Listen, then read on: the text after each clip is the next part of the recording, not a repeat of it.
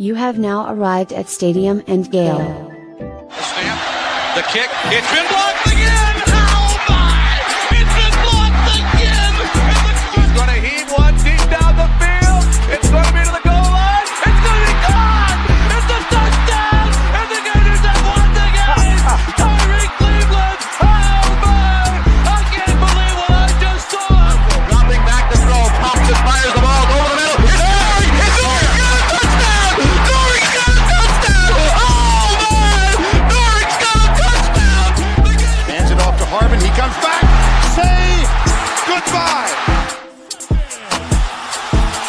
Ahmad Black, in his final game as a Gator, takes it all the way home and sends Urban out a winner. You have now arrived at Stadium and Gale.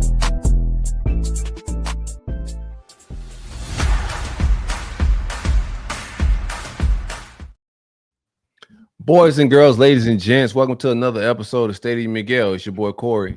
It's Dan. And your boy J Scar 25. What it do, baby? What's up, y'all boys? I like that you did Nick's part, man. I got to keep my dog in the loop until he back, man. I got to keep it alive. Already.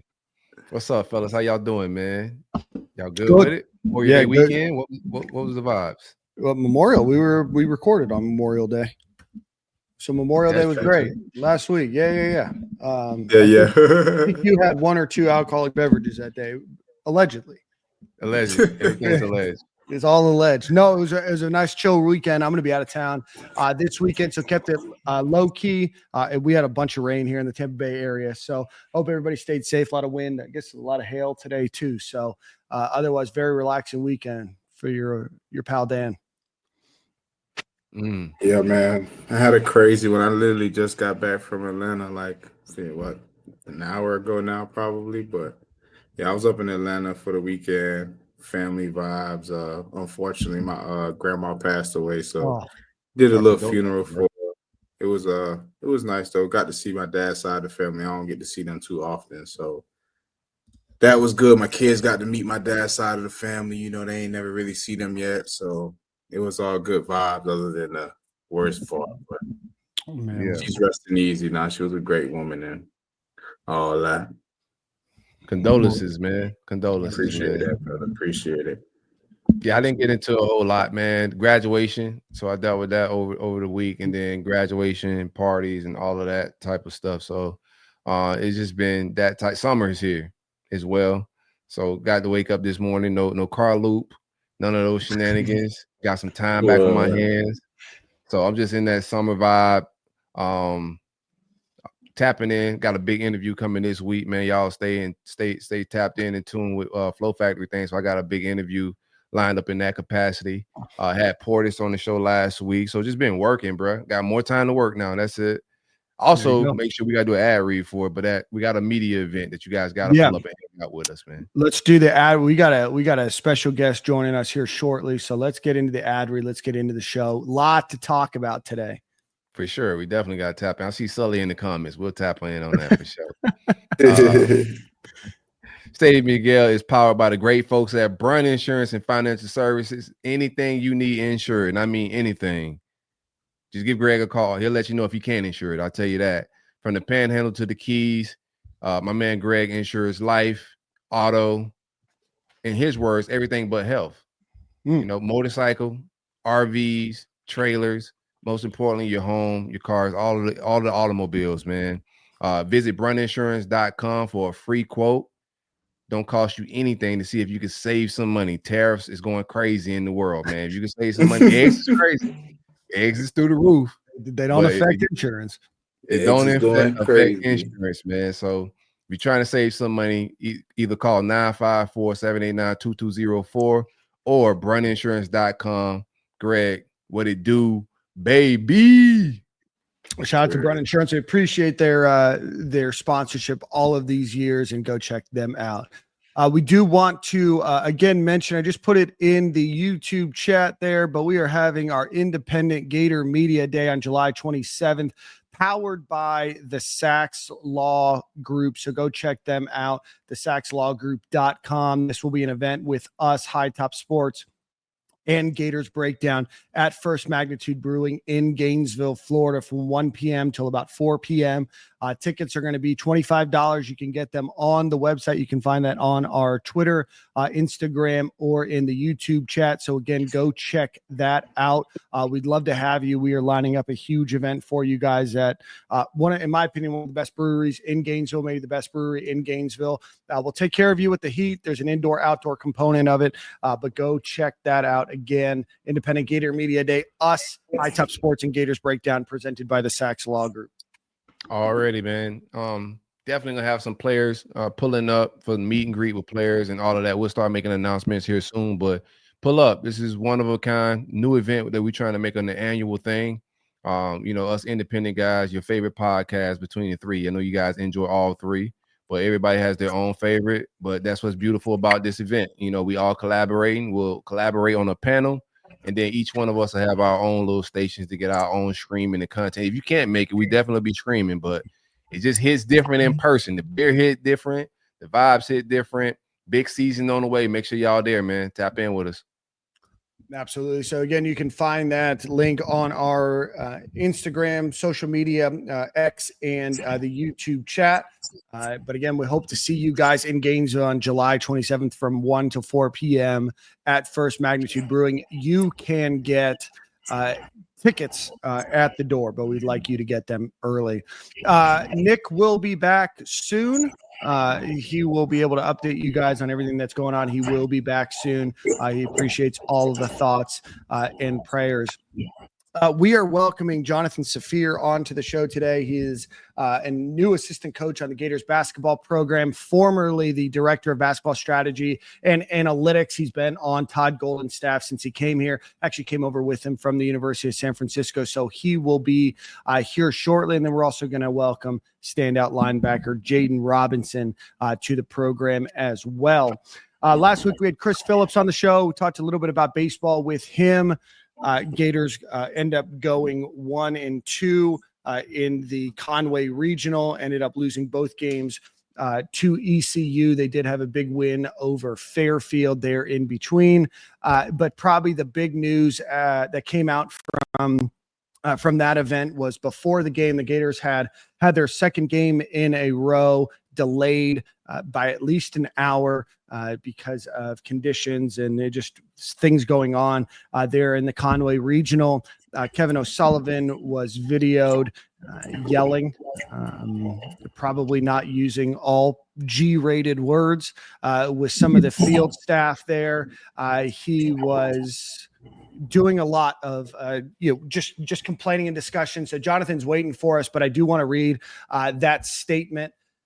Scott Strickland came out just because I don't know how much we're going to talk about this, but I do think it's important. This afternoon, I met with Kevin O'Sullivan and told him that his actions prior to yesterday's NCAA tournament game fell short of the expectation of how Gators treat people. One of our department's core values is respect, and Coach O'Sullivan's unacceptable actions failed to demonstrate that. On behalf of Florida Athletics, I want to personally apologize to everyone impacted, including NCAA representatives, Coastal Carolina and their staff, East Carolina, and their team, as well as to Gator Nation. Kevin O'Sullivan also said, Jonathan, just give us 1 second, brother.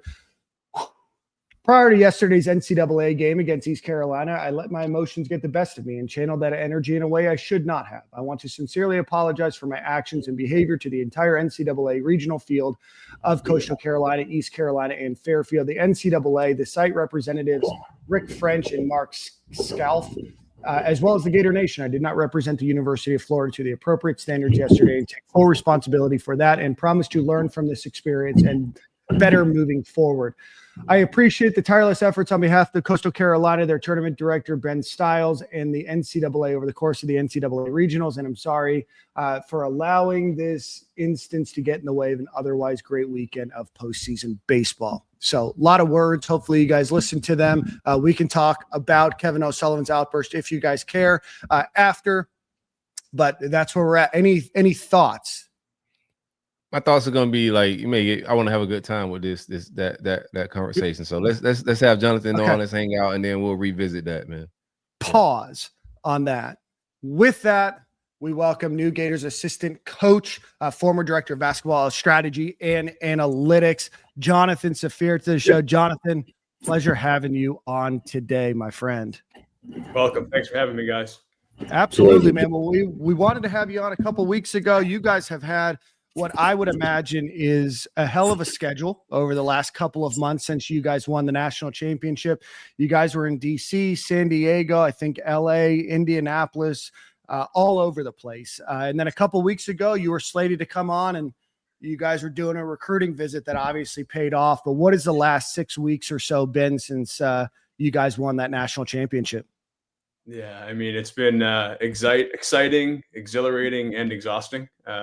Obviously, we were fortunate enough to be the last team standing, playing on Monday night and winning. As I think we've said before now, it should not be where one's winning negatively impacts their portal recruiting. It should be beneficial, right? Winning and playing longer into the Final Four and winning the national championship should help your recruiting. Obviously, with the portal opening 2 weeks prior to the Final Four, a lot of teams that had start and players signed, which obviously after we were fortunate enough to win it all, we celebrated as we all should, and then turned right to player retention and portal stuff. And between being the last team standing and then having a player, Alex Condon, make a decision going through the draft process and not deciding until May 27th or May 28th, being one of the last teams, kind of finishing up with the NBA draft process stuff. It's been a whirlwind, that's for sure. Well, and not only that, you lost 2 assistant basketball coaches. You got promoted into one of the new roles. You guys go and hire NYU's coach to be the other assistant coach. So for you personally, it's been beyond just winning the national championship. It's you getting acclimated to this new role. I want to ask you, just based on your last few years here in Gainesville, and then obviously your time with Todd Golden, talk to us a little bit about that transition from the University of San Francisco to the University of Florida. You guys have a head coach that's nicknamed Portal God Todd. You guys have really gone out and captured the transfer portal. You've done great in high school recruiting, but talk to us a little bit about that transition and how early did you think that this would kind of all catch on? And did you guys think that you'd be this successful this early in what looks to be building very sustainable success? Yeah, I mean, I think we'd all be naive and lying to you if we sat here and said we thought we would win the national championship in year 3.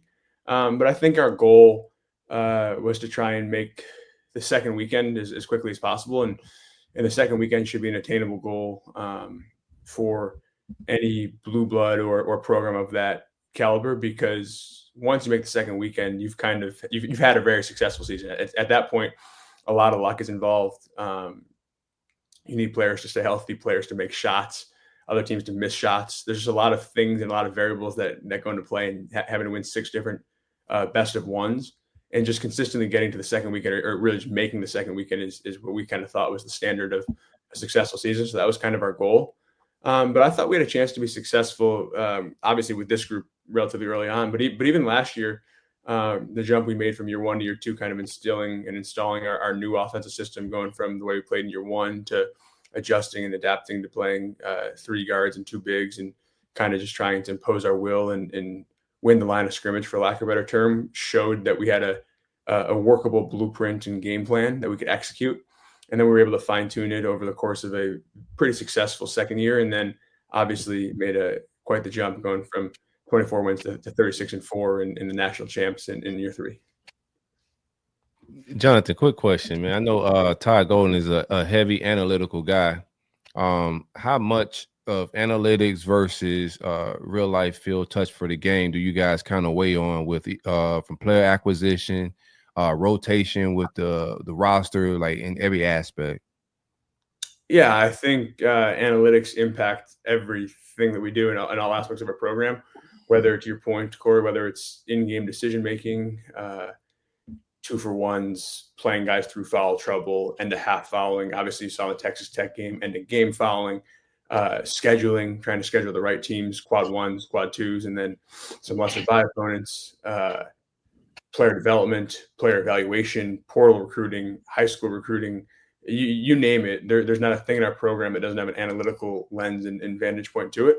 But also, to your point, the human element goes into a lot of this stuff, and making sure our guys kind of are not too bogged down while they're playing, right? Like we could play against Todd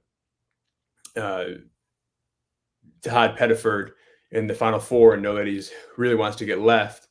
And we could know the stats that once he takes a second or third or fourth dribble going left versus going right, or his finishing percentages. But what we know does not matter. It's what Walter Clayton and Will Richard and Elijah Martin know and can process. And we just want them to know that, hey, he's really good going left. He's not that great going right. And then when he gets around the basket, if it's with his right hand, just defend this guy without fouling, make him kind of finish over us and just kind of have that stuff in their head, as opposed to, hey, on that second dribble going left, he falls to 30%, but going right, he's only 18%, or on the first dribble going left, he's really in rhythm at 55%. We know those numbers, but we try and do as good of a job as we can, not bogging our guys down with too much. Man, that was a great answer. Yeah, that was a good spot right there. Oh, well spoken, man. I got more like just game questions. How did you celebrate? Like, I know you guys had, like, you enjoyed the win. Y'all went on the run, but personally, what was the celebration like for you? How did you enjoy when the final confetti dropped? What was it like for Jonathan? Yeah, it was crazy, man. I was fortunate enough to have my wife there, and then my parents, her parents, my brother, my sister, a couple buddies of mine. So it was awesome when the final confetti went off. I think there was a big group hug with Coach Golden and Coach Hubby and myself, and then just kind of shook their hands and didn't really know what to do, and saw the confetti falling and who to hug and what to do. I know separately the moment you can kind of see in the back of my screen, there's a picture of us in the Final Four after we won the Final Four game, or after we won the Elite Eight game to go to the Final Four. And I'll never forget, obviously that was quite the heroic comeback. But when my wife was fortunate enough to get on the floor, just seeing her, she was just crying her eyes out of excitement and enthusiasm. It was a special moment for me. Have you gotten the chance to like settle in that you guys are national champions? Because like I said, you had to hit the transfer portal, which you guys did exceedingly well. You guys got a couple of top prospects that were in the transfer portal. You had to get through signing day with Ingram and the rest of them. You had to go and travel all this way. Has it really like settled in that you guys have won the national championship and that you're going to go into next season likely as a top 5 team? Expectations are going to be different, but talk to me about like how you've mentally processed all that, because you've just been jet setting all over the U.S. since you guys you got a new job, like everything. Honestly, no. I don't think it's setting really for any of us, right? We kind of laugh about it like we're national champs, and just it's still surreal. But you're right, because one thing led to the next in terms of job-wise, player-wise, retention-wise, portal-wise, travel-wise, NBA Combine-wise, to check in on Kondo and watch and support him. And then obviously Walt and Elijah and Will and Ruben at the G League Combine. So there's just been a lot going on that we have not really had a chance to slow down. And we have guys coming back right now over this course of the next 4 or 5 days, and then we start summer workouts on Monday. So it's kind of just one thing to the next. But to your point, it'll be a totally different situation, atmosphere, mindset, right? Because last year we started the year, I think preseason ranked 21 or something. We're able to sneak up on foes. There won't be any sneaking up on people this year. We're going to get people's best shots every single night.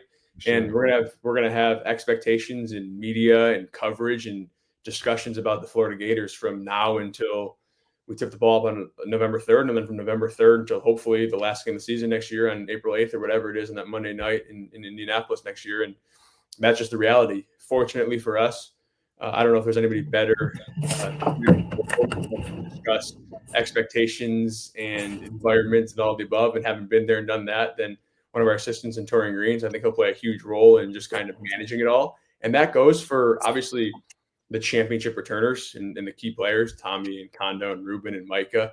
But it goes for Boogie and Xavier too. They're coming in. The team that the Florida Gators they're coming into is different. That program is different than the program and expectations wise than the one that Elijah Martin joined last year, the one that Ruben Chinyelu joined last year, the one that Walter Clayton joined 2 years ago. So it comes with a lot.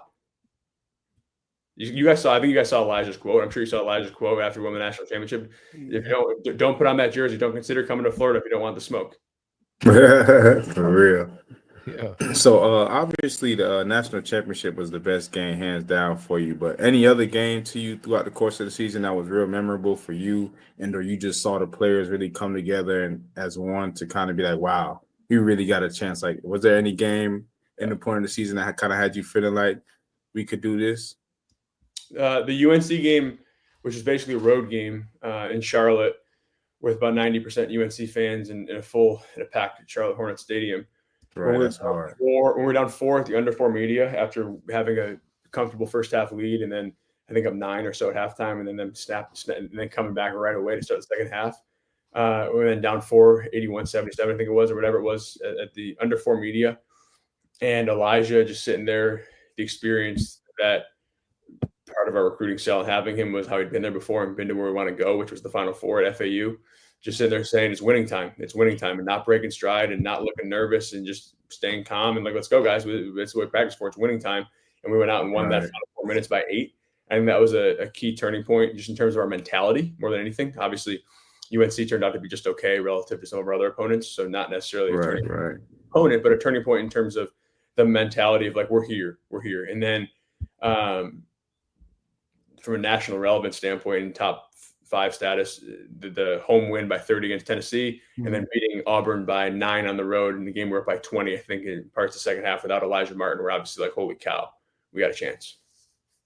Yeah, I think Elijah Martin don't get enough credit for all he's done this season. Everybody on the Walter Clay and Train, but obviously both of them are phenomenal players. But just looking at Elijah's game, I feel like he came from nothing. Both of them came from nothing, and honestly, I think he deserved just as much flowers as Walter, to be honest.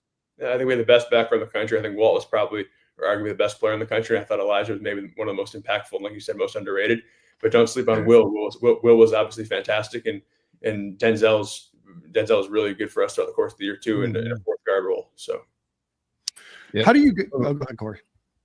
I want to just speak on the mentality real quick that you was talking about. Just from a mentality standpoint, you guys also had to endure a lot as far as off the court, just distractions. And I think you guys did a great job. It's hard to win a championship with that many distractions.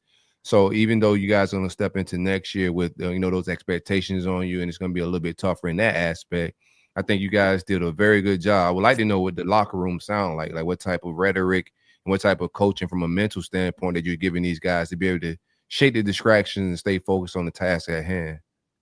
Yeah, I assume you mean from this past year. And I think that was Elijah played a huge role in that. Obviously, we're not in the locker room day to day before practice or things of that nature, but we're around the guys and then talk to them after the game and things of that nature. But I just think the experience, the composure, the mentality, the mindset all played huge and vital roles. And then just honestly having great competitors. Ruben Chinyelu, Alex Condon, Thomas Houck, of course, the backcourt we talked about, Micah Hanlock, and these guys are just winners in the game of life, and they're going to be successful, hopefully playing basketball for a long time post the University of Florida, but successful whenever they do, and that really goes top to bottom for this roster. We had a roster that was super well connected, had great chemistry, everyone knew their role, accepted their role, and then really the key part is they all started the role. I want to ask, kind of transition to this year. You guys went out and got Xavier Lee from Princeton. You go and get AJ Brown from Ohio. Then you go get Boogie Fland. You get Chinyelu back. You get Kondo back. Talk to me a little bit about how you guys went and targeted who you guys did in the transfer portal, because all of that is happening while you guys are trying to go to DC to celebrate the national championship. You guys are coming back from the championship game. The transfer portal is open when you guys are playing. So how did you go about attacking the transfer portal and deciding who was going to, join the Gators staff or the Gators team next year? Because I would imagine that there was quite a bit of interest from those that were in the transfer portal. Yeah, I think it was difficult, right? You're managing, trying to just keep your ear to the ground a little bit on the transfer portal. And Coach Golden was very adamant and strategic, and that we're not doing much, if any, recruiting while we're playing. It's not fair to the guys we currently have. It's not fair to the run we're on. And also the roster, we had Tommy, Kondo, Irby, Denzel, Micah, Ruben, Sam. A lot of these guys had eligibility left, and if they all were able to, if we were fortunate enough to retain them all, we would only need a piece or two. Like we needed to be incredibly selective and strategic and focus on the task at hand, but also worry about the ones we currently have, not the ones we don't. So we did not spend a ton of time in the portal. We're kind of just doing a little due diligence and trying to get a lay of the land of the market in today's transfer portal and NIL landscape, but did not aggressively recruit really anybody.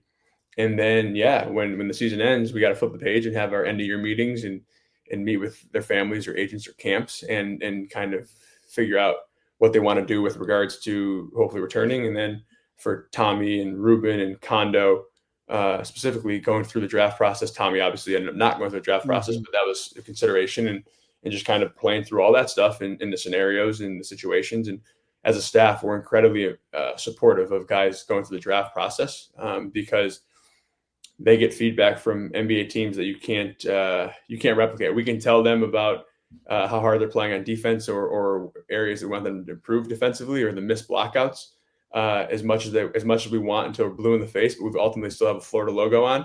The second you can get them in a room with the Clippers or the Celtics or the Lakers, and they tell them, hey, to improve your NBA stock, you have to focus on defense for the next year. It really, the guys listen to it, and it's great. It makes our jobs easier and life's easier, and it's great feedback. And it's right. They've earned, right? They've earned the right to go if they have great workouts and team falls in love, and you can go get a first round promise or a top 20 promise, depending on who you are. You should go do it. But reality is, not a lot of people can get that, and Florida's an awesome alternative.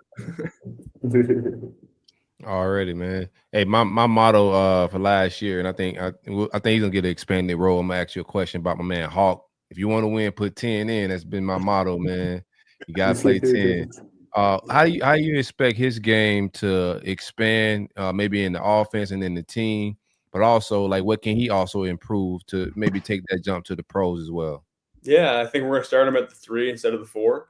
He'll also play backup 4, so he'll play probably a decent amount of time at the 3 in whatever minutes Connor doesn't play at the 4. And I think that'll be a great challenge for him to kind of show to the next level to the NBA teams his versatility, his ability to guard multiple positions, his kind of Swiss Army knife capabilities. And then I think to make that next jump is really just putting it all together consistently. Obviously, we saw it down the stretch. When Kondo went down, he played really well for those 4 or 5 games and played really well, obviously, throughout the month of March, specifically the Texas Tech game and in different situations and moments where he stepped up in the Auburn game as well. And I think just doing that every night, going from being the 6th man to a top 1, 2, 3 player on next year's roster, just the difference is you can't only produce 2 out of 3 nights. It needs to be 38 out of 40 nights. You guys have a lot of players returning that have a lot of chemistry together. Then you add a couple of new guys, the 1 and the 2, you're going to be bringing on some high school recruits into the program. How do you guys work on that chemistry and obviously continue to build the existing chemistry that already exists with Kondo, Hawk, and Chinielu, who have played together for a long time? And then you add in a Boogie, you add in a Brown, you add in a Lee, you add in an Ingram. How do you work through that transition process? Yeah, continuity is incredibly important, and it's something we've tried to pride ourselves on in retention of our key guys to as strong of a degree as possible. And then the chemistry part, you hope you kind of drill it in recruiting by recruiting guys with great attitudes, great work ethics, and guys who really want to be Florida Gators. And if they check all 3 of those boxes, then generally not only will they succeed, but they'll approach each day the right way and have a desire to work together with their teammates to sacrifice towards a common goal. And once you've got that, it's kind of putting the melting pot together and kind of stirring it all up in the summertime and having workouts together and going through some battles together and some sweat equity together. And then just some team bonding activities too, kind of tying it all together. And hopefully that by the time our summer period ends at the end of July, these guys, they already feel like brothers, and then they go home for 2 or 3 weeks and come back ready to attack a new season in August. Love it. You guys got any final questions before we let them get out of here? No, I know this team's gonna be totally different. I like like we already talked about acquisitions you guys made in the transfer portal. Don't want to hold you too long, but how do you think this next team looks from a style perspective? How different can it be than say what Walter and Elijah brought to that front court and it changing a little bit? Sure. I think Xavier and Boogie are exceptional ball handlers, dribblers, and playmakers, and I think we'll play the 2 of them together a ton, and multiple ball handlers pushing in transition, both taking outlets, both hopefully getting defensive rebounds and pushing it and trying to play as fast as possible. Obviously, one area where we'll be a little bit different is if we do have Tommy playing the 3, 10, 12, 15 minutes a night, that'll be a little bit less maybe ball handling than a Will or a Denzel, and it'll be more defending, rebounding, blending, shot making, playmaking. So I think just crushing teams on the boards, being huge defensively, 6'9", 6'10", 6'11", across the board. I think it'll be a little bit different stylistically, but I think at the end of the day, the meat and potatoes are going to be the same. We're going to want to dominate the middle third of the court, control the glass, take more shots than our opponents, be strong, physical, and ready for the competitive battles and the physicality of SEC play. And we think our front court provides a great blueprint for that. And then I think we have a couple of dynamic ball handlers, shot makers in Xavier and Boogie. And then I think between, like Dan said, between Urban and Alex and CJ and AJ and Isaiah, we have a lot of options and optionality and versatility to this roster that we're excited to see how it all shakes out and plays out. I'm not going to sit here and write the script before it happens and determine or what. I feel confident in a few guys playing, obviously key minutes, and then a lot of it will be up for grabs, and it'll be good, healthy competition with a lot of different optionality. We're excited about it. Baby Todd Golden, you heard it from him first. He's got the speech cadence down and everything. One final question. Man. Are you guys going to build Walter a statue? We should, right? At least a brick. Yeah, at least we gotta get a statue. We need a statue. Well, we owe the what do they call me before that 0607 team, those guys that Noah and Horford, we owe those guys some love too, and then of course obviously we need to give our own Walt a ton of love, appreciation, adulation, praise, whether it's a brick, a jersey, a statue, all of the above, because whatever you want to say about it, whatever you want to say, it's that and more. He's earned it. He deserves it. Already. Well, I'm down for statues, all of them, man. But Jonathan, man, congratulations. Thanks so much for coming on the show. Congratulations on your promotion. We're really looking forward to this team. You did an outstanding job. I know those that are deep in the trenches of basketball absolutely love you. They think that you're an incredible asset to the Florida Gators, and we're super excited to watch your career continue to grow, my friend. And thanks so much for joining, and we'll talk to you soon, my friend. Awesome. Dan, Jordan, and Corey, thanks for having me. Huge fans of the show, and go Gators. Go Gators. Go Gators. Take care, brother. Boy, stay hot. Oh, man. Jonathan's a great dude. It's funny looking back, when the last couple times I've done those interviews with Todd Golden at the Gator Club, one in Pinellas and one down in Sarasota, I was the only media guy that went, right? And I don't think that that's going to be the case anymore. It's just Dan and Todd spitballing back and forth. I mean, we were talking about Bitcoin, we were talking about all sorts of stuff for 45 minutes, but I feel like my reign as the only one is over. So, but we got Jaden Robinson waiting for us. So we'll touch on this interview and then we'll comment on Kevin O'Sullivan after that. But before we do that, let's give a quick shout out to our friends at Home Field Apparel. Go visit homefieldapparel.com. Use promo code Stadium and Gale. Get 15% off of your order. Baseball season's over, but you can still get one of those pullovers. They obviously have the basketball, football, track and field, some old retro Gators logos as well. So go visit homefieldapparel.com. Use promo code Stadium and Gale, all one word at checkout. We'll get you 15% off of your order for that first time you're using your email address. So I'm not telling you that you can't use the code more than once. I'm just telling you can only use it once per email address. So go visit homefieldapparel.com, promo code Stadium and Gale at checkout. With that, we're going to welcome standout linebacker Jaden Robinson to the show. Jaden, how are you, my friend? I'm doing good. Nice to meet everybody. Nice to meet you too, brother. Likewise, Jaden, man. I appreciate Corey for helping you set this up. Jaden, I asked this question to start every interview. Talk to us a little bit about your recruitment to the University of Florida. Man, my recruitment to the University of Florida was actually awesome for me. I actually got the offer going into my senior year, and man, as soon as I got the offer, I knew I was coming home because it was very close to home, and I love being able the connection with Coach Napier, and it was just great. What was your official visits? How many official visits did you take, and which programs was it? I took one official visit to Florida. Well, I had took one going to my in my senior year. That's when I shut everything down. Really, it was already shut down. But also, I took one to Maryland. I had a couple set up, but man, when I got the offer from Florida, I had shut everything down. Did you grow up as Florida as a childhood team? Nah, I actually didn't, man. Who'd you cheer for, man? You can't say it. Man, I'm an FSU fan growing up. I know Lake City split, brother. Yeah, man. I don't like to hear that, though. But that I went like away flipping a real Florida fast State though, man. fan, man. Whenever we can flip a Florida State fan, let's do it. We flipped Dante Fowler too, man. Yeah. Yeah.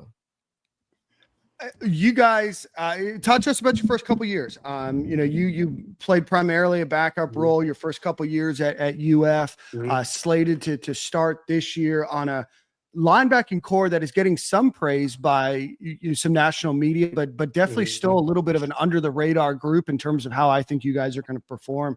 Talk to us about those first couple years, what you learned. Obviously, you had a couple new coaches in there, but talk to us about that acclimation process and just what that first couple years at UF was like.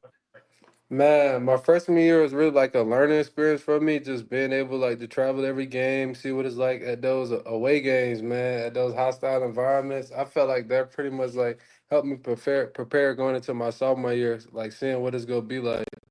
And then like last year, like you said, like started the season off with like a backup role due to like some couple of injuries and stuff, being able to just go out there and play a lot and just really just keep mastering my craft every game.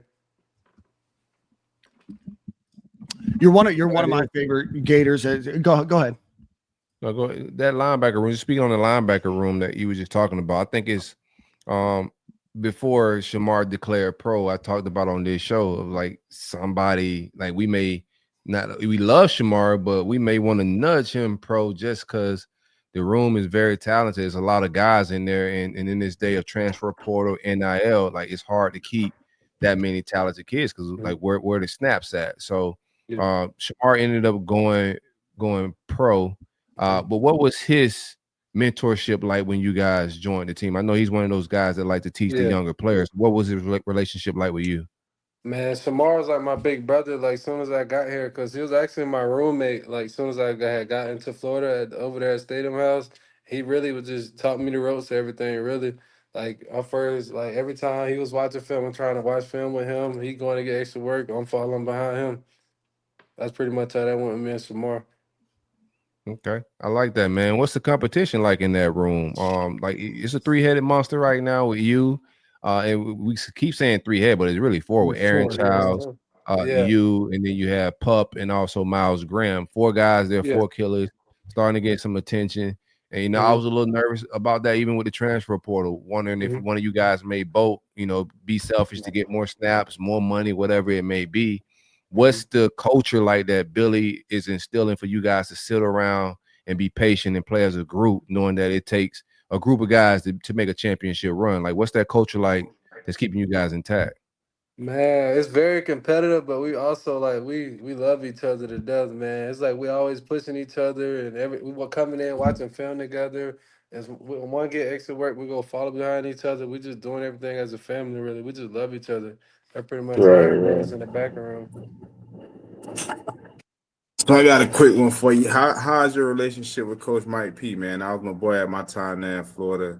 Cool dude, real laid back. He real reasonable and real at the same time. So I know how it go, man. I just want to know how you feel about him. How has it been at your time at Florida with him being as your coach? Man, I love Coach Mike P because, like, back in high school when I was getting like recruited from South Carolina, that's who I was like mainly having a great connection he was with at Carolina for a bit. And then he ended up coming to Florida, so it just went very well. And also, like my back at the time in high school, my high school coaches that also played with him back in Florida, they had known him pretty well. Oh, okay. So y'all boys been connected. That's real. Yeah. Who are your coaches? I had Demetria Jackson and also Trey Showers and actually Mark Campbell. That played at Florida. Mark Campbell, Cole Mark. Yeah. Coach Campbell. I want to give a shout out, super chat here. Watch this kid play in person at the playoff game his senior year when Lake City, Columbia, and Escambia played, and he dominated the game. Thanks, Anthony. For that, I do have a specific request. My better half is from Lake City. She's wondering if you're a fan of Ken's. Ken's Barbecue? Yeah. Yes, sir. She said that they have great fried okra over there, but she's a big fan. So now you towards the end of the season, last 4 games of the season, you became a starter. You're going into this season as a starter. With that, especially as a linebacker, there's a lot of leadership that comes with that responsibility and with that role. How have you embraced and kind of stepped up into that role? Really, it started as like me embracing that roles, like being in the locker room in the linebacker room. Really, like with Aaron and Miles, and just being around those guys, and just like trying to give them the little bit of tips I can give them. That really like where it started, and just being like a leader to that room, really, and like a lot of the young guys coming in, just being able to help them with this stuff.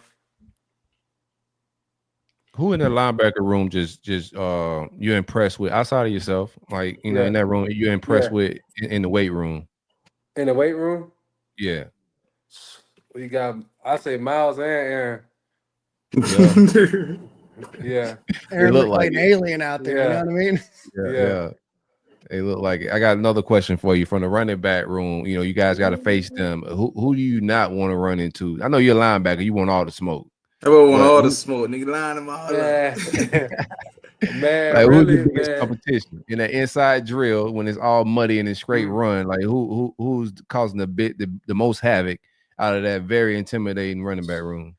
Man, really, I'm be real with you. Both of those that running back room is legit though. All those guys will give you something different. Like you get Jacoby. He's very elusive though as well. JB, he's like a little bigger, a little bit, but like and also KD, he run very hard as well. But man, the whole I ain't gonna say either one of them, man. I'd rather see any one of them. I really don't care. They both bet on the show. Yeah, They listen, Jaden. yeah, They listen. They're ready for it. Yeah. I yeah, don't got a question for you. I got a request. I yeah. request that when y'all boys go to training camp this year, every Mm-hmm. day you go to team run, I want you to be ready to look out for blood for the boys. You hear me? I want the Yes, boys to sir. go through pain for team run. Yes, You sir. feel me? That's when it Yeah. should get real competitive and real Mm-hmm. sticky out there. So that's all I Yeah. want to see, man. I'm gonna try to come catch a couple practices if I can. I want to see what y'all boys got going on this year, but ooh, Okay. I can't wait for the season. Yes, sir. Me too. Good. Jaden, towards the end of last season, you guys obviously go on a run, a winning streak there. You guys end the bowl season with a victory over Tulane. This Mm-hmm. offseason seems Yeah. like it's a little bit different expectation wise than it has been the last 2 years you've been at Florida. How are Mhm. you guys mentally preparing for that with some expectations, maybe top 15, and an expectation that the defense is going to continue to improve Mhm. on what you guys did last season? How are you guys handling that mentally? Man, mentally, we're really not even like looking at it that way. Like mentally, like we feel like we have unfinished business, like to like handle this year. Cause like how last year, how we ended the season, I feel like we should have played that way like throughout the whole season. So guys, really, we coming in with that mindset. Like we trying to go all the way this year. So we're not really even paying attention to all like the rankings and stuff though. But everybody got the same goal this year though. Is George Gums like in the locker room? Does he live up to the hype, man? Yeah, he live up more than the hype. George, is geeky, man. George, you catch George in the weight room, locker room, always yelling, excited, jumping up and down. Weight room, always he's leading the pack in the weight room as well. One of the That's what's guys up, in man. yeah. Does he have the aux cord too? Nah, he don't get the ox too much. Nah, he just be Who's having got the everybody aux? going. And the ox, I say Sap like to get on the ox a lot. Yeah, Brian County. That's Yeah. that's the least surprising information I've ever heard. Well, you put Yeah. y'all boys on that heme, that FCG heme. Yeah. I don't know who that is. Who you listening to pregame, man? Pre-game, it really depends. I play a little bit of young boy some games. Depends really, Y'all man. boys love that young boy, man. Yeah. That young boy making boy go crazy. Young boy gets you that mode. I had to cut it off at my house. My son be playing. I was like, yo, like, put that on the headphones, my boy. That's too violent for me, Hey, he man. just got pardoned too, didn't he? That's Yeah, all I that know was about young NBA boy. young boys. He got pardoned. Yeah. Yeah, that happened too. Shout out to the pardons, man. What do you do like outside of the game, man? Like what keeps you, I know you love football and so much of y'all time goes to this game, but Yeah. what are you doing outside of the game when you got downtime? Man, I'm pretty boring. I either sit home, I'm gonna play the game some, or on the weekends go back home, see my family. I just be No, yeah, you're a relaxing real normally on football my player, off bro. time. Yeah. You got a little time to yourself. You just want to chill. You ain't got nothing. Yeah. Mhm. I feel that. What's your favorite stadium to play in besides the Swamp? From my freshman year, also I like the Louisiana Stadium. It was That very shit hostile always there. tough. Yeah, it looks shit. Yeah. That's a good one to Yeah. go walk in a trap, take Mhm. over their trap. Also Tennessee though. Yeah, their Tennessee fans Stadium go when I was crazy. playing. Yeah, Tennessee. Ain't been a time I walked out that Tennessee tunnel that I ain't hear a fuck you, fuck your mama, all that. Whoa, whoa, Sorry, guys. Yeah, These are I mean, close. you handle business. They saying that, yeah, man. Yeah. definitely. What's your goals going into this season, man? Man, my goals is just like be the best version of myself this year and just like make sure every going to each and every game doing the best like I can really just make sure I'm gonna do more like just being like I always be locked in, but I'm just gonna be like this year I'm gonna be like more into the details of how I'm studying like for each game I say each week, switch it up some more. Is there any symbolic thing or any reasoning behind your jersey number, or are you planning to change numbers? Nah, I really that's the number I had got when I first got here. I know it's Coach Peterson old number. Yeah, Just yeah. messing with me with that, yeah. You got That any was my hockey number, so I support it. Yeah. check him out. You got any pregame rituals that you do or something that you always got to do every pregame, day before? Who knows? Game day, day of, anything that you always do and you got your little superstitions you got to do? What is it, if so? Really, man, just put my headphones on, walk to the game. I walk through the you walk through the gator walk, Yeah. get to the tunnel, get to the locker room, sit down, relax, listen to some music. Really, that's all I really do. Relax, get ready for the game. Yeah, that's the way to do it, the calm before the storm. I like that. Yes, sir. What coach is the most hype? Hype. Oh man, Coach Chapman be hype before the Yeah, game. Coach I can see Chapman be that. hype. I can say Coach Chapman be hype. Definitely. You might have found a clip of him like throwing the clipboard down on the ground before the game, getting us hyped up. That's Definitely. crazy. Now, who's in that front seven? That front four. We lost a couple guys with Caleb and not Caleb. Caleb's coming back. With Jackson, Cam Jackson, and also Big 21. What are you looking forward to with that front four? The new guys that are in front of you. We know Caleb is going to do his thing, but what are you hearing from the younger guys or seeing? Man, I say like with the young guys, them they coming in full effort every day of practice, giving it all they got for sure. But like we coming back with that front four, you still got Gum, Sap, Caleb, and Makai. Also, he got a couple snaps last year down in that interior. I feel like they'll be pretty good. Yeah.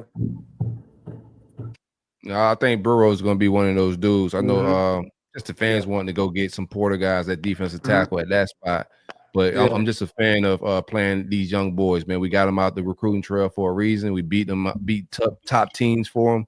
Play the young boys early. I think Michael Burrow is going to have a good year, but linebackers are only good as that front four in front of them. You feel me? So For real, especially when it comes to stopping that run. Yes, sir. Definitely. That front four, they be keeping us clean, man. They be keeping us clean. So we gotta start taking them out to eat or something. You got to take care of the big boy. you have to take Dez out. He's great. That's my guy, man. But who's a guy on this defense that you think the Gator fans will be excited about that maybe isn't getting some of the preseason conversations or maybe is a young guy that you think is going to come out and really have a great year? I feel like a young guy I want to say Jaden Woods. That guy, he's very dialed into the program as well, man. That's what I've heard. Okay. I heard the same thing. Yeah. When you take a defensive front seven player from Penn State, you got a guy. They don't miss in those evals. Yeah. They know keep a good edge, man. Love it. You guys have any other questions before we let Jaden get out of here? No, I'm good, man. Good luck with this season, man. We're looking forward to seeing y'all boys play. Keep that same energy. How that defense, how y'all closed it out. Like we're looking forward to that same energy, man. Y'all boys stay passionate. I think you guys got the talent to go make a run this year, bro. It's gonna just come down to y'all just staying focused, staying a team unit, locked in, Don't listen to the outside noise. But I'm excited about this football season, man. Just work hard. We're looking forward to it. Yes, sir. Definitely, man. Thank y'all, man. Absolutely, brother. Well, best of luck, Easy, man. man. We'll be rooting And you also, on. nice to meet all y'all, man. Like Thank I said, Alrighty. you're always going to be one of my All right. favorite guys. Anybody that wears number 29 is always one of my favorite guys. So we don't got a lot of us that are standout players. You know what I mean? It goes from Yes, me sir. to you. This Yes. is Trump abundant. Yes, sir. It's Trump abundant over 29, man. We appreciate that. Hey, best of luck next season. Hopefully, we'll get you back on during the season. Okay, yes, sir, man. And go Gators. Go Gators. Go Gators, Appreciate brother. you. Be easy.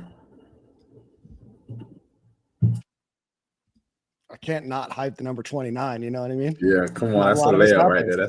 That's an easy It's one. an ugly number, man. I love the kid, man. Shout out to Jay for pulling up, man. That's an ugly number. Y'all supposed to DP be had trouble, man. 29 too, ain't it, Pierce? It was No. ugly on him too. Was he 27? He was 27. No, 27, 27 yeah. was the other running back. Yeah, no, he was 27. He was 27? Yeah, I knew he was 27. 27 or 29, one of them. I don't remember. Not a lot of us 29. Hey, listen in the chat. Find us some other Gators that wore number 29. I don't think there's very many of us. Hey, it's an elite number for a reason. You got to keep it for the special players. You're right. Let You guys Billy know start about giving it to everybody. Y'all tell Billy that. Let's do a quick ad read, and then we'll get back to Kevin O'Sullivan. All right, let's do it in reverse order, actually. A quick shout out to our friends over at Game Time Sidekicks. Got a shirt here, got a cup here from Game Time Sidekicks. Go visit GameTimeSidekicks.com. Use promo code Stadium15 at checkout. Great guy. There are a couple great guys that run the business. A Gator fan in Knoxville. Tyler, who's an incredible dude. They make great products. Keep your hot drinks hot, your cold drinks cold. Go support them. He's trying to support UFNIL. So more cups allow for more money for him to donate to the University of Florida to continue to make us the best sports program in the country. So go visit GameTimeSidekicks.com, promo code Stadium15 at checkout. You get 15% off of your order. Number 29, Eric Rutledge. Great pull. Of course, Brandon knows. Brandon knows. I can always everything. count on Brandon. I can always count Brandon on knows Brandon. everything. Brandon has the entire list of people that have worn 29 memorized. I have no doubt. Absolutely. All right. Let's talk Jaden Robinson. Let's talk a little linebacker. And then we'll, like I said, we'll go in reverse order here. Who are you most excited about for the Gators? So obviously you have Pup and Jaden as juniors. You have Childs and Graham as sophomores. You have Ty Jackson and Miles Jackson. No, what was it? What's his? Oh gosh, what's the other guy's last name? You trying to 561 boy? It's Ty. No. Ty Jackson is who I said. The other linebacker is. Sorry, I should have this information handy. No, maybe I'm mistaken. So the five of them, those are your five. Sorry, I thought I was missing somebody else that signed in this class. No. We got one killer out of the 561. He a real killer. I think he plays as well. I like Jaden. Miles Johnson. There it is. Miles Johnson. Brandon is the executive producer of the show at this point. Oh yeah. But you were saying who am I most excited about? Like who? Who are you most excited about out of that list? Miles Johnson, Ty Jackson, Miles Graham. You can see where the confusion came. Aaron Childs, Jaden Robinson, and Pup Howard. Say Miles Graham for me. I feel like he got some high expectations coming into this season, and I want to see if he can fulfill that, as well as he got a big opportunity in front of him, man. I feel like he has a good role model in his father, so I'm interested to see what he'll do with the ball in his court, and I want to see him do some big things this year. Yeah. Man, I feel like Jaden's just always around the ball, but I'm really, really excited about this whole crew. But there was something about watching the season, especially towards the end of the season. Obviously, he became a starter, I think, with 4 games left in the season. There's just something about the way that he played. I know he had a big game against Texas A&M, although a loss. He had a big game there. He had a big game against Tennessee. And then I just felt like as the season went on, he really just was always around the ball.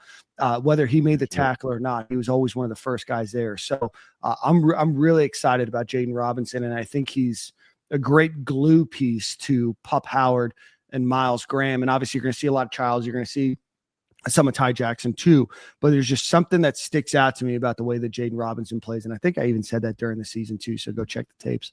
For sure. 100% you did. I'm gonna go. I like both of y'all. So that room is loaded, bro. There's no bad direction to go. Yeah, Janoris did wear 29, huh? Yeah, I think he switched like 2 games into the season though. That's So that very doesn't good count for for him. any. Keep Good for him. going back. Good for that kid. I'm gonna go. Spring game was just crazy with Aaron Childs, man. Like that dude is a man child. Like, and I know they're giving him some looks at that edge as well. He's a versatile guy. But I think Aaron Childs is gonna be just another unblockable monster. Size wise, he just brings something different to the table. Miles Graham, I think, is the ultimate leader in that room. You get a lot of Brandon Spikes, vibes when he speaks. We spoke to his dad about that quality and him taking that on as a freshman. He's starting to be vocal. So I think that room is balanced, bro. You get a little bit of everything, like it's a lot of talent, a lot of different personalities, but I think you get a little bit of everything to make a complete room. Absolutely. We got some breaking news. You guys want to hear it? Definitely. If it's good news. Well, I think it'll make a lot of Gator fans happy. Houston is hiring Florida's Chris Couch as its new special teams coordinator. Oh, I got that tea like last week too. Oh, wow. Huh? Yeah. Breaking news to me though. So it just got announced 2 minutes ago. So yeah, Chris Couch no longer able to be took a blamed break for from any breaking special news. teams issue. We don't get to break a lot of news on the show. Only recording once a week. It's hard to break news. Sometimes we're behind the news. We're going to try to switch that up, by the way, when it comes closer to football season. We might be adding another episode or 2, and we might be having a couple of different podcasts joining the network, but stay tuned. Chris Couch. I don't have a lot of hot takes. I know he was a scapegoat. I know that there was a lot of issues with special teams. I don't know what was his responsibility, what wasn't. Billy He may come back to Twitter now. Gator fans ran him off that, so he may come back. Yeah, there's a number of people. I know Harrison's going to be jumping for joy right now. It's going to be like the Gators won the national championship. All right. Social media again now in Houston. The expectations are lower in Houston. He should be able to navigate these social media streets. Yeah. At first, I was confused when I read the tweet because I wasn't sure if it was the Houston Texans or not. But Texans would be crazy. He's going to join Austin Armstrong. Maybe Austin Armstrong putting a word of advice. Prayers up for Houston, man. Yeah. Just letting the buffets know he's coming to town. All right, let's go back. Jonathan Safir, I thought great interview, great guy. Sounds exactly like Todd Golden. I know he's a California guy, like Todd is, but sounds exactly like him. Has his speaking cadence down, knows what to say. Anything surprise you or any takeaways from that interview? Nah, dude, sharp. I thought he spoke very well, talked just like Todd. He knows his he just articulates his numbers well. Yeah. He's a Vassar College and Columbia grad, so smart dude.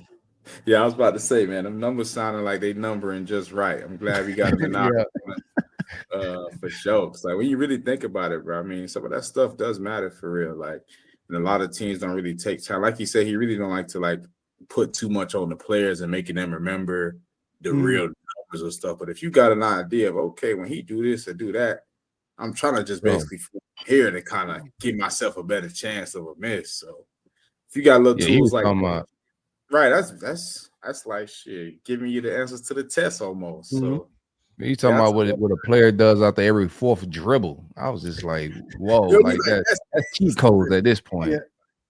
I thought tell me the way somebody about to pass rush me and what move they gonna do on the pass rush, I would love that. I would love to predict what I could do before he's doing it, but that's good stuff. Yeah, no, I thought the part, that he, talked about, it's not just about the analytics and it's not about what they know. but it's about coaching the team into to what they can process in real time, and that this is what they're going to do. And this is what the odds are if they make that choice. Right. And you can have all the analytics in the world, and you can have, all of the big data databases and run all the analytics. But if it doesn't transfer to the players for them to understand and comprehend in real time, then it doesn't really matter. So I'm super pumped for his promotion to being an assistant coach. I think the Gators are a stacked team. Obviously, that's, no surprise to anybody, preseason top 5, but I think the Gators got themselves a good one there. Already. All right, let's get back to Kevin O'Sullivan. We've got the statement here, not reading it again. Shout out to my reading skills. What'd you guys think? Are you guys surprised? Do you guys care? What are your thoughts? The Coastal Carolina coach was pissed. The ECU coach was pissed. They both mentioned it in their press conference. What do you guys think?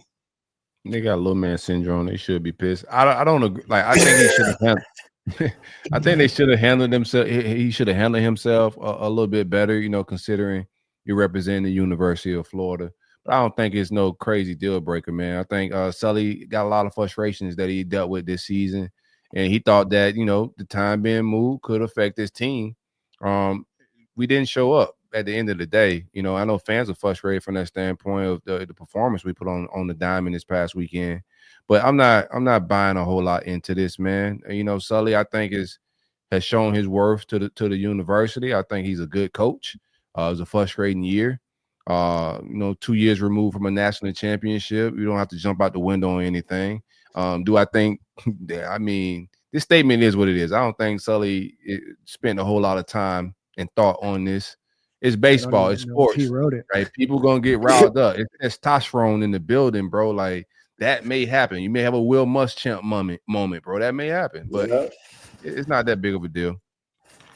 Yeah, I agree with Corey on that one. It's not that big of a deal. I feel like Scott Strickland definitely had to cover his behind, as well as the university were coming out with that statement and kind of calming all the people down who were upset about it. But overall, this is sports.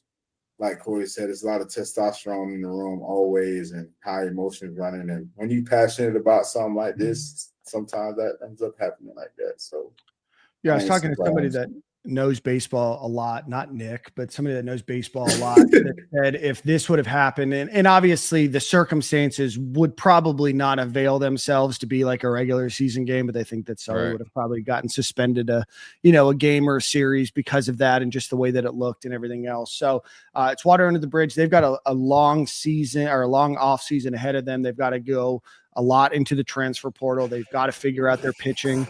I wouldn't be surprised if Coral Springs legend on staff, there might only be one Coral Springs high school legend associated with the university in the not too distant future. But obviously a lot of issues, a lot of injuries. It's a sad, disappointing end of the season. Obviously started off pretty well, start off really poorly, become the first team that goes 1-11 in SEC play to make the postseason. Not the results that we wanted, but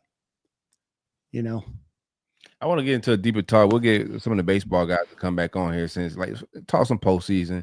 Because I'm not really deep into what Sully's strategy is, transfer portal wise. What's his stance on a lot of things, right? So I would like to know what's his approach, to all of that type of stuff, or the baseball teams, and in the recruiting world, are we outdated? That's it. Other than that, recruiting is recruiting. We do need some pitchers. Mm-hmm. Well, they lost. They did get a guy in the transfer portal last year that ended up going pro, and I think that's the second year in a row they've gotten a pitcher out of the transfer portal that ended up going pro. And I think that was supposed to be their, not necessarily ace, but their big pitcher that they were going to get this past season.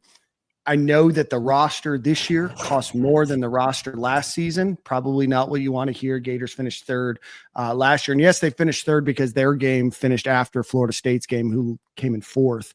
And so Gators came in third last year, spend more money, don't get the results. You throw a lot of injuries in there. Baseball's a momentum game. It's tough, right? And it's about the team getting hot at the right time. Vanderbilt lost their series. Texas lost their season. A lot of the SEC schools that made the postseason tournament of the fantastic SEC, who put a ton of teams. I think Chris said 13 or so teams in the postseason. A lot of them have lost, right? So it's a game of getting hot at the right time. And the Gators just, their warmth ran out. So, do you think, just from, because Sully's an old school dude, and just looking at, I think Billy does a good job of recruiting. I think Ty Golden does a good job recruiting, but I think both of those guys heavily lean on analytics and Moneyball a little bit. I'm not sure if there's somebody on the baseball team, because I'm not educated and informed in that fashion, if there's somebody that runs that part of baseball. Like, it's one thing being a good baseball coach of what baseball used to be, but when you get money and NIL involved, the game changes a little bit with recruiting and being able to manage a roster. So we probably just need to get some baseball guys to come on. But what's your opinion and take on that? Are you informed? Is there anybody on the baseball staff working in that capacity? It does not look like they have an analytics person. It doesn't mean that they don't. Right. But Mike Rivera, former Gator, is the director of player development. They have Buddy Monroe, also former Gators, the director of baseball operations. They've got Zach Cronin, who is the director of player personnel and scouting. He's been on the team since 2019. So I don't know. Yeah, he's in charge of analytics. So okay. Yeah, so Zach Cronin. And again, you lose a pitcher, you lose a couple of guys throughout the season, then it delays probably where you want to be. And yes, It gives those guys valuable experience, but you're probably asking a lot out of freshmen and sophomores who weren't projected to play this season. Again, I'm just talking out of my hind end right now because I don't follow baseball enough when it comes to, what preseason looks like and everything else. But that's just kind of what I gathered by following those that do. Go listen to the Gator Diamond Pod if you want more.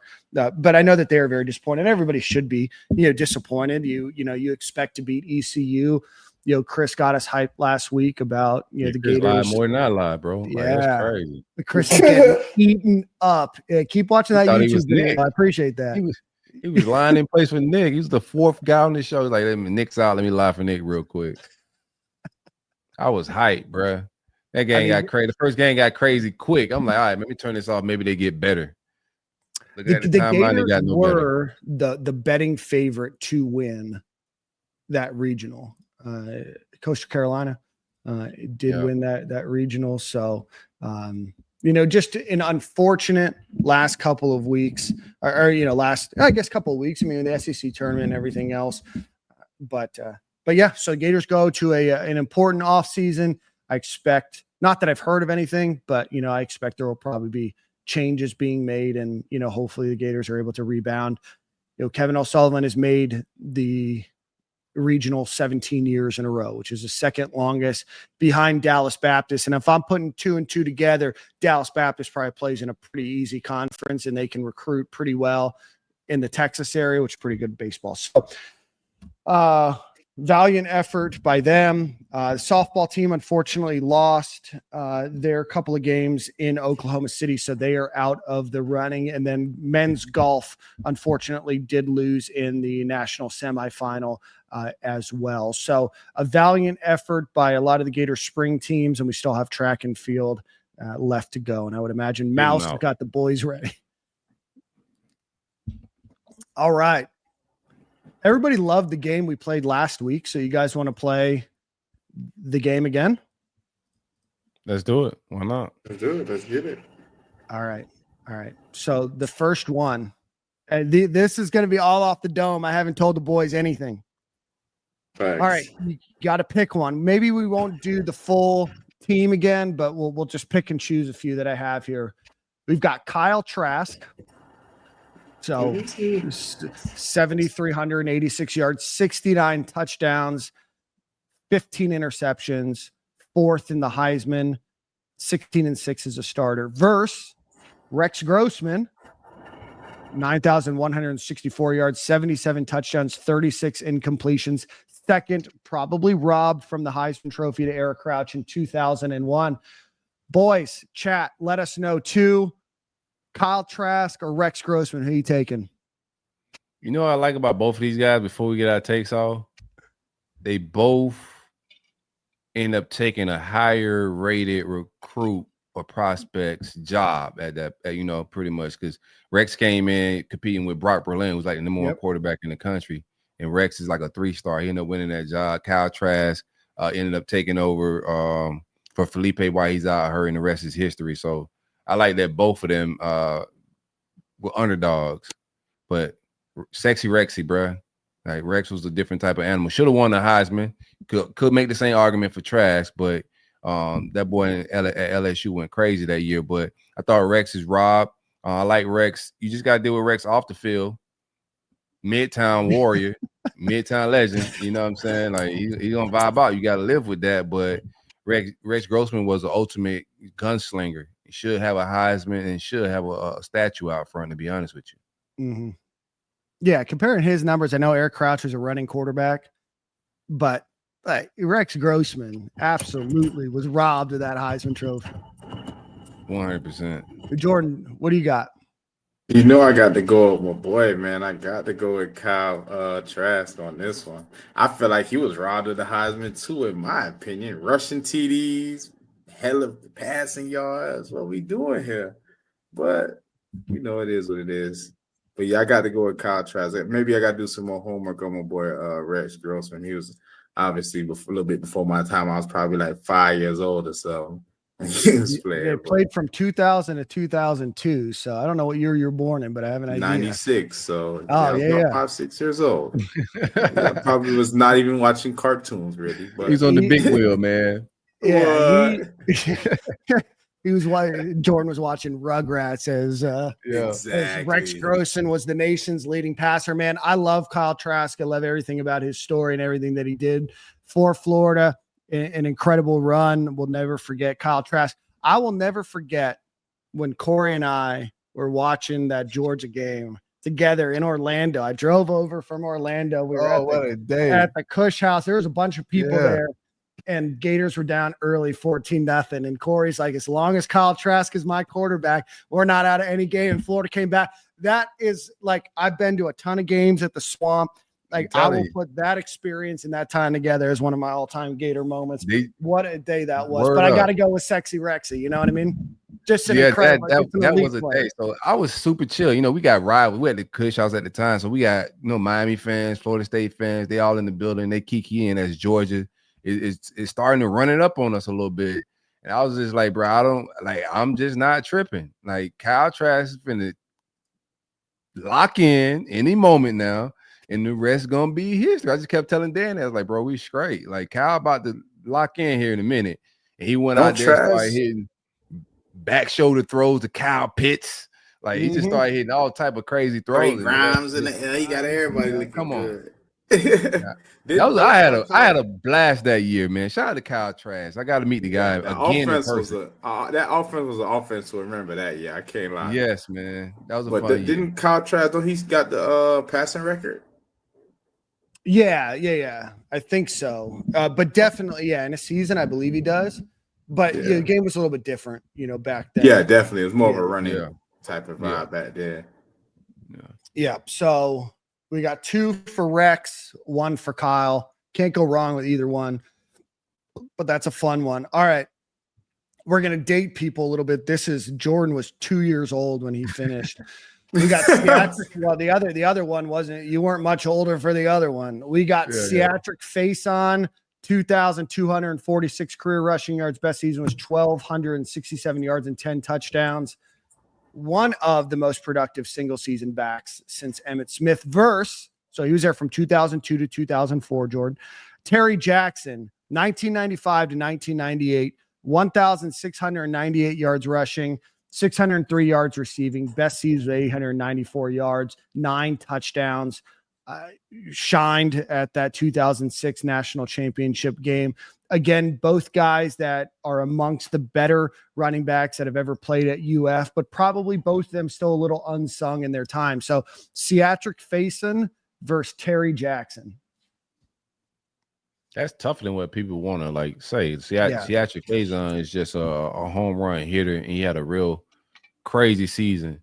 Actually, I need to tap in. We get him on the show. I just thought about that. He was at the tailgate last year. Still a specimen. Still look like he's in the gym working out and all of that. But I'm gonna go with Terry Jackson. Just go a little bit more nostalgia. I think he's more of a balanced runner. Catching the ball out of the backfield. He gave me more years than I would say a Seattle Faison did. Got more work out of him, got to enjoy him. I wish Seattle would have came back for one more year, but he left early and ran that crazy 40, and the rest is history. But I'm gonna go with Terry Jackson, bro. I got some great memories as a kid watching Terry run the ball. Both Stadium and Gale alum. Yeah. Okay. Jordan, this is your position, brother. Terry Jackson or Seattle Faison? I know you weren't born. I wasn't born. I'm doing a little homework right now as we talk, but I think I like Seattle Faison for this one. Feel like he was killer speed, home run hitters kind of deal. Yeah. So you watching his YouTube? It's probably in black and white, bro. Yeah, it is. It's probably in black and white. Yeah, I think everybody remembers that national championship in that season for the fun and gun, right? You had Danny Werfel, Hilliard Riedel, Anthony Jacquez Green. Just everything about that team was just throw the ball deep or get the ball to Jock or Riedel and make them miss. I don't know if that team is as successful if they don't have Terry Jackson as a threat there as well. So again, a very different offense, very different team. In a different time as well. I think Seattle Faison statistically was a better rusher, but I think Terry Jackson and the threat of Terry Jackson, and certainly the offense threw the ball a bit more. I think I'm going to go with Terry Jackson, man. He's just kind of an unsung Gator hero that maybe a lot of people don't know about because he didn't put up the most yards and wasn't, the leading scorer for a team. So, but love Seattle Faison a ton. I don't think Seattle had to share the rock with most people either. Like he was the bell cow. Yeah, absolutely. All right, here's a fun one. Jordan, you were alive for both of these. both played at UF at the same time. Both came to UF as quarterbacks and both ended up at tight ends. Corey, I think that you said you had an interesting hypothetical, so we'll touch that after. So we got Jordan Reed, 79 receptions, 945 yards. Wish it was 80 career receptions, if you know what I'm talking about. 6 touchdowns, 45 catches, 559 was his best season versus Trey Burton, 20 career touchdowns, 976 receptions. Played, utility, played a little quarterback, a lot of tight end, wide receiver, and fullback. Who you picking, Jordan Reed or Trey Burton? Give me Trey. That Kentucky game was crazy. 6 touchdowns? Yeah, it was crazy. He really won that game, put us on his back, man. Everybody knew what was coming. Pause. And he still did what he had to do, man. Give me Trey all day. Okay. Jordan? I think I got to go with Jay Reed for this one, man. I love Trey too. I actually know him a little bit personally, but I feel like Jay Reed was a beast at UF as well as in the league. So I think I'm going with Jay Reed for this one. I wish you didn't have that fumble, man. Hey, players mess up too, man. Yeah, they do, man. Yeah, they do. But I can still wish you didn't have that fumble, Jordan. I was supposed to go to a concert that night. I just stayed home. I just stay home, bro. Like, man, that was when I really loved like football, Gator football to a different level, bro. He fumbled that joint, man. Halloween weekend, I remember it like it was yesterday. He was having a good game too, and then, anywho, dang. So you're picking Burton, you're picking Jordan Reed. I'll pick, different players. I think I got to go Trey Burton. I got to go Trey Burton. Both had good NFL careers. Both had good NFL careers. Both played in that NFC East. Trey Burton, known for the Philly special. But yeah, no, I think I'm going to go Trey Burton. But that was a tough one for me. Both great Gators. All right. You guys want to go? I'm going to talk about wide receiver here. We're not going to talk about it, but I would love to do a Carlos Alvarez versus Ricky Natil. But Jordan's parents probably weren't even born when Carlos Alvarez played. The Cuban Comet. We had him on the show. That was a great episode. That was a great episode. So Carlos Alvarez versus Ricky Natil. Think about that one. I've got Chris Doering. This is going to be an interesting one. I got Chris Doering versus Chad Jackson. Chad, I got my C players mixed up. Chad Jackson is who showed up at the tailgate. Now he has your face on. That's tough, man. But I'm gonna go Chris Doering. Mm-hmm. Chris Doering was UF record. Chris Doering was straight up nasty. Like do not get it twisted, bro. Like Chris Doering was him. I didn't know how white boy was getting open, but he was getting open. I don't know how he was doing it, but he was doing it. Give me Chris Doering, bro. Like, yeah, I'm checking him out right now. You had to be there. You had to be there for sure. Hands wasn't dropping nothing.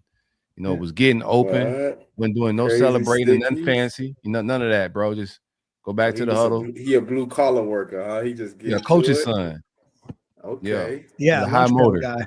Yeah, high motor. Yeah, first in, last out, Jordan. Yeah. Hard to go against something like that. I'm gonna have to ride out with myself. Yeah, no, Chad Jackson obviously had an incredible year. Brandon Connell, of course, knows all the facts you need to know about Chris Doering. If you're not watching on YouTube, Brandon is our encyclopedia here. Chris Doering wore no gloves. No gloves. I don't know if a wide receiver could do that now, but Jack Nicholson's son did it. Jack Nicholson's son did it. Grandson, yeah. Yeah, he wore no gloves. That tight end from Florida State. Chad Jackson had an unbelievable year that year before he got drafted by the Patriots. But Chris Doering, Gator legend there. I also had Jack Jackson versus Travis McGriff, but I think I got to give Jordan a little bit of time. Travis McGriff was another. Bro, you gotta let me do my homework next time. I mean, that's why we're not doing it. You know what I mean? But these boys is a little bit before my time. I ain't gonna lie to people now. I ain't never seen him. I'm gonna tell you. McGriff was another one, dog. McGriff was a straight up dog. Like that little white boy got busy, like straight up. Shout out to McGriff. Is he still around? We need to hit him up. Yeah. Travis McGriff is still around. I think he has a mortgage company in Gainesville. I think him and Chris Doering are Big fan of Travis McGriff. Brandon's going to tell me I'm wrong. All right, let's go to returner utility. We had a bad one last week, so I put this one together. We got Solomon Patton versus Freddie Swain. That's a good one. So Solomon Patton took over right after Brandon James did, 26.1 yards per return, one kickoff return for a touchdown, a lot of explosive returns. And then Freddie Swain, 2 punt return touchdowns, obviously was key for the Gators at that wide receiver position as well. But Solomon Patton versus Freddie Swain. That's a tough one, man. But the hashtag of Swain to the swamp is going to sway me. Corey started that. Yeah, bro. They was about to let that kid go somewhere else, bro. In the timeline, I had to recruit him. Freddie Swain was, bro. It's hard. That's a tough one. Yeah, that's a tough one because that boy had jets now. Patton had Solo got busy. Yeah. What? I think he had one of those games where he scored in like 3 different ways too, right? If I'm not mistaken. He might have. I think he threw one, caught one, ran one. And I think him and Jaquez are the only ones that do that or something like that. I may be wrong. Brandon, correct me. Callaway was Brandon the one scoring all them ways, right? I'll look it up. I was about to say Callaway was the one who scored in like 4 different ways, right? 3. Look at them Travis McGriff numbers. Travis McGriff went 1370 yards and 10 TDs as a senior. Like, boy got busy. Yeah, so he does have a mortgage company and he coaches at Buchholz. Brandon knows everything, bro. I played against Buchholz this year in my high school. We did. Y'all played them? Yeah, we played Buchholz. They beat us. They was cheating though, but we ain't gonna go there. You played at St. Thomas Aquinas, and you're saying another school cheat. I don't believe you, Jordan. We cheat with recruiting players, but these boys cheating on the field, like holding calls ain't being called, all type of craziness. Like, can't never go to somebody else's house and expect to win. And it was their homecoming, so we knew we wouldn't win that night. Come on, everybody. As a coach or a player?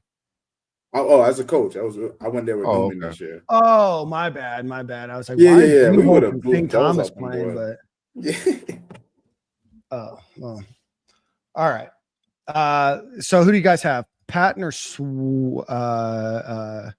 Patton? Yeah, Solomon Patton or Freddie Swain? Don't go Swain, man. Just cause. Yeah, I got to go with my country boy Swain on this one. Ocala's finest. Ocala's finest, bro. Yeah, I think Solomon Patton's getting lost in his explosiveness. I know Freddie Swain was very explosive too. Just for S's and G's, I'm going to go with Solomon Patton. All right, let's see here.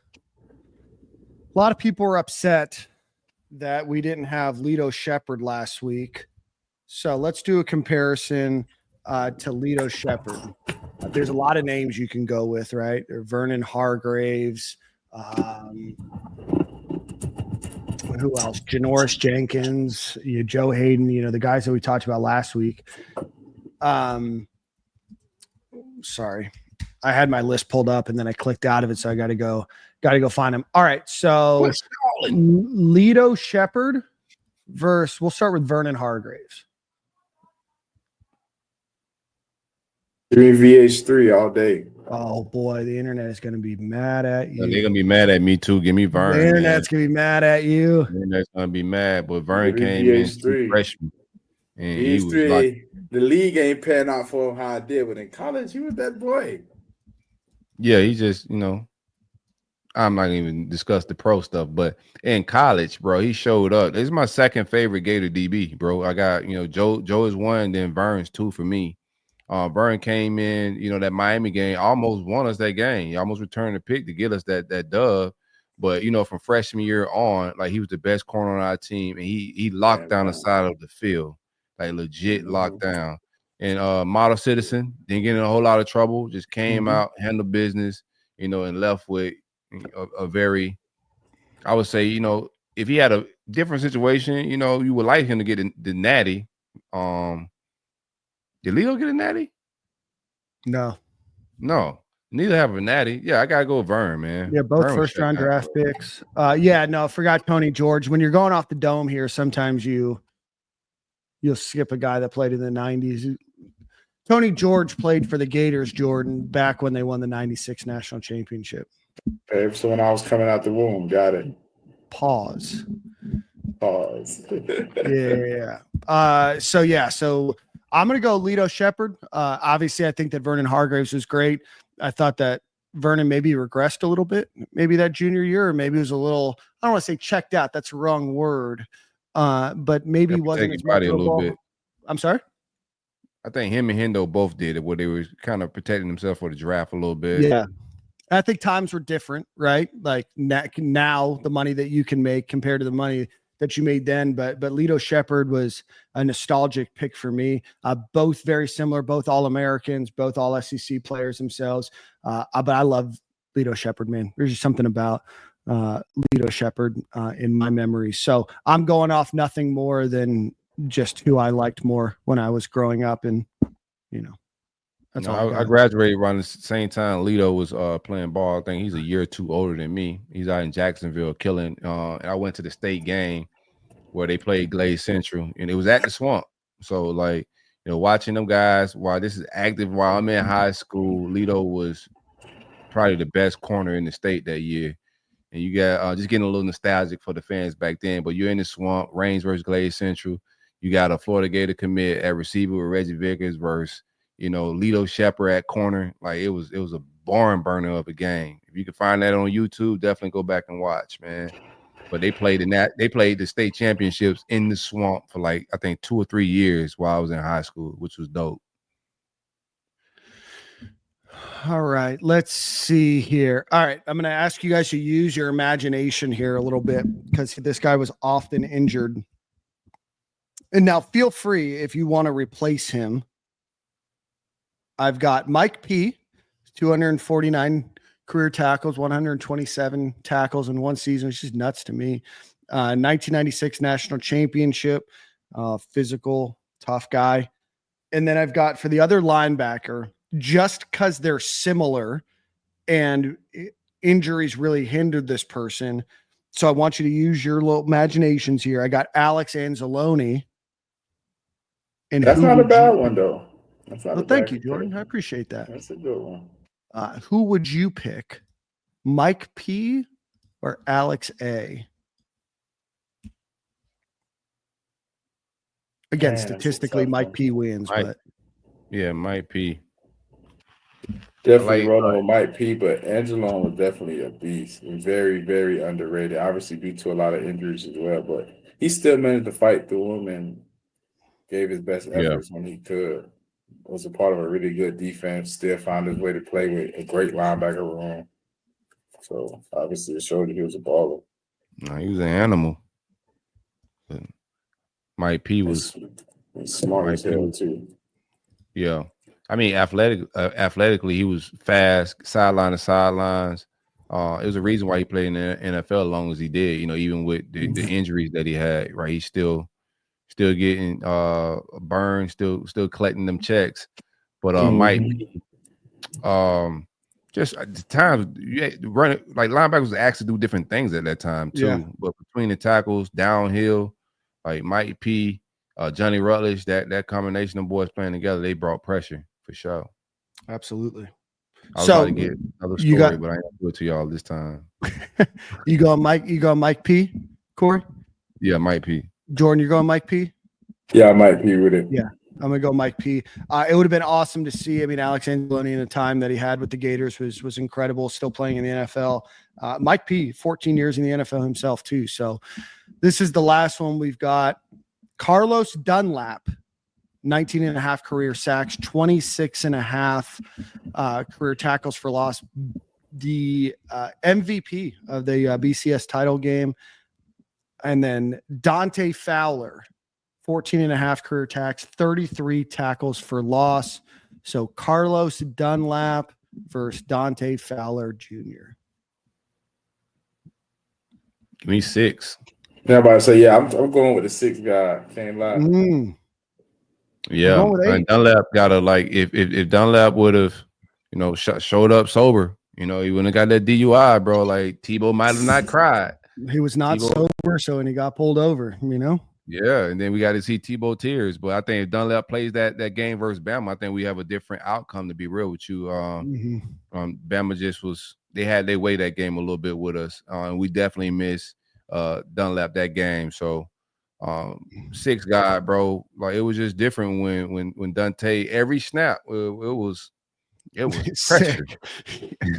It was fun to watch. The dancing in between tackles, in between plays was like everything. That energy was different, bro. Yeah, I think Carlos Dunlap had the benefit of also having Jermaine Cunningham on the other side of him. Obviously, Carlos Dunlap, an incredible guy, good defensive line when he was there. Probably a little bit better. Not probably was better than the defensive line that Fowler played with. I have a personal relationship with Carlos, so I don't want to pick him just because of that. And I think you swayed me. And just the impact that he made, Dante Fowler made. Obviously, the Gators weren't as good then, but the impact that he made on the field, everybody had to watch out for him. And I almost wonder if Dunlap, great NFL career, very worthy in his own mind, also was able to get some of these stats because the rest of that defensive line was also so good as well. Yeah, Fowler played with some killers too, but like you're saying, just straight up pass rushers. I don't think on the other edge you had the same worries like a Cunningham, like you're saying. But Dante, bro, every time a quarterback dropped back, bro, like it was pretty chaos. He was not gonna have a long time back there to get a pass off, brother.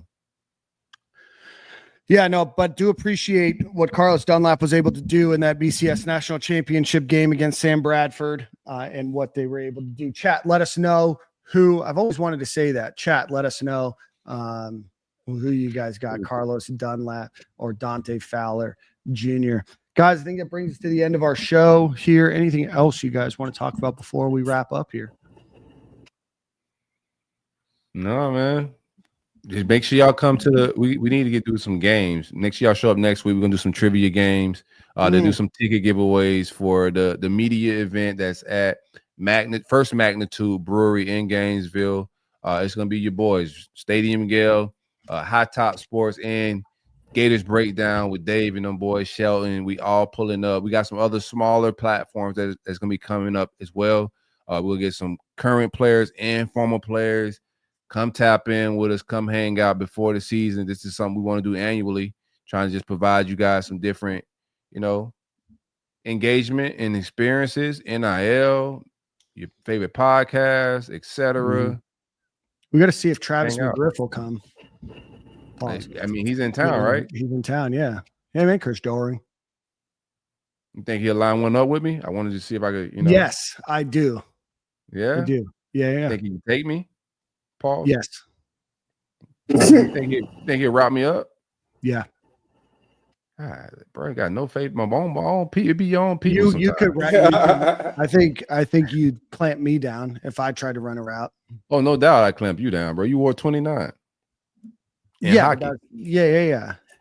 Brandon Connor, you're not allowed to play hockey trivia. wearing 29, dog. Like, Well, I can't even ice skate. I was a goalie, so 29 was an acceptable number. If I was out there as a forward, then that's an ugly number for a forward. But for a netminder, who do you guys got? The Panthers or the Oilers? I mean, we gotta go Florida, right? Come on, man. Lifelong Florida Panthers fan Jordan Scarlett and Corey Knowles giving their takes on. I like lightning in the Panthers. Sunrise Depends for on the a year. long time, man. I was right by the Panthers my whole life, so it's I cheer for whoever was winning in hockey, man. I was cheering for the Lightning a few years ago when they went on their run. I appreciate that. Yeah, bro. I'm just what I'm here for. It meant a lot to me. Meant a lot. All right, guys. So again, we appreciate Jonathan Safir for coming on the show. We appreciate Jaden Robinson for joining the show. And of course, one final ad read for our friends over at Alumni Hall. If you're looking for anything Florida Gators related, go visit them in Gainesville on Archer Road, right near that Chick-fil-A that has 3 drive-thrus and magically still has a line around the building. Go visit alumnihall.com. Anything that you want, from national championship stuff, the football stuff, to basketball polos. Father's Day is not too far away. He doesn't want a tie and he doesn't want a pair of socks. Go get him some Florida Gators wear from Alumni Hall. Go visit Alumni Hall in Gainesville, and tell them Stadium and Gale sent you as well, or go visit alumnihall.com. Yeah, Corey, no branding on the trivia. Brandon, you can shoot the BTS, bro. We don't need you to ruin the game. Brandon's got to buy his own ticket to the tailgate or to the Independent Gator Media Day anyway. Those are the rules. You're gonna make him buy the ticket and do the BTS, huh? Yeah. Corey, you got song of the week, so I'll let you think about that. If you're watching on YouTube, before you leave, hit the like button. If you're watching on X, please hit that share button. It helps us. If you're not following us, please do. It helps the algorithms, helps everything else that we're trying to do. We've got a lot lined up for you guys this off season as we get into football season, which I know you're excited about. We're going to bring on some players. We're going to bring on some former players. We're going to bring on some assistant coaches. We're going to bring on some head coaches. A lot of things in the works right now for you guys, and then stay tuned. We've got a lot of announcements about what we might be doing content wise over the next couple months that hopefully allows us to give you guys more content. We appreciate you guys rocking with us each and every week. Corey, what do you got for us?